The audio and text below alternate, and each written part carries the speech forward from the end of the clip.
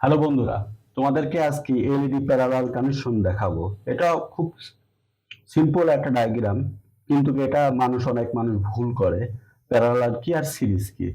Parallel আর সিরিজের ভিতরে difference হলো, প্যারালালে হলো সমান পরিমাণ কারেন্ট ভোল্টেজ যে ডিভাইসে দেওয়া যাবে, মানে যে কম্পোনেন্টে দেওয়া যাবে সমান পরিমাণ সে পাবে, আর সিরিজে তা পায় না।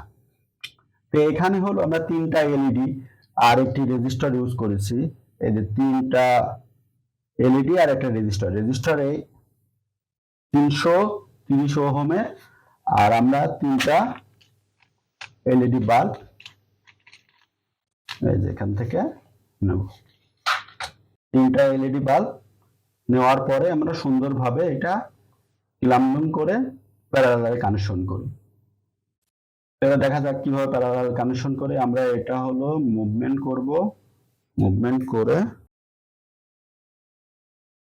দেখুন আমাদের তিনটা এলইডি সুন্দরভাবে ঝালাই করা হয়ে গেছে। প্যারালাল কানেকশন, পজিটিভের সাথে পজিটিভ, নেগেটিভের সাথে নেগেটিভ।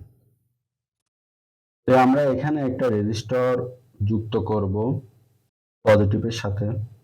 আমরা পজিটিভের সাথে একটা এলইডি সাথে রেজিস্টর যুক্ত করি। দেখুন সুন্দরভাবে আমরা একটি পজিটিভের সাথে রেজিস্টর যুক্ত করে নিয়েছি। তো সর্বপ্রথম আমরা নেগেটিভ কানেকশনটা করি। নেগেটিভ কানেকশনটি এই পাশে নেগেটিভ, আর পজিটিভটা আমারে রেজিস্টরে। এখন সুন্দরভাবে এলইডি লাইট কয়টা জ্বলছে ইয়েলো কালারের। তো আমরা হলাম সুন্দরভাবে এটা জ্বলার, আমরা প্যারালালে কানেকশন করেছি বলে এই জিনিসটা এইভাবে জ্বলছে। আর যদি আমরা সিরিজে কানেকশন করতাম তাহলে আলোর পরিমাণটা আরো পরিমাণ কম হতো। তা আপনারা মনে হয় বুঝতে পারছেন এটা কিসের জন্য সমান পরিমাণ আলো দিচ্ছে। কারণ হলো এটা হলো প্যারালাল কানেকশন।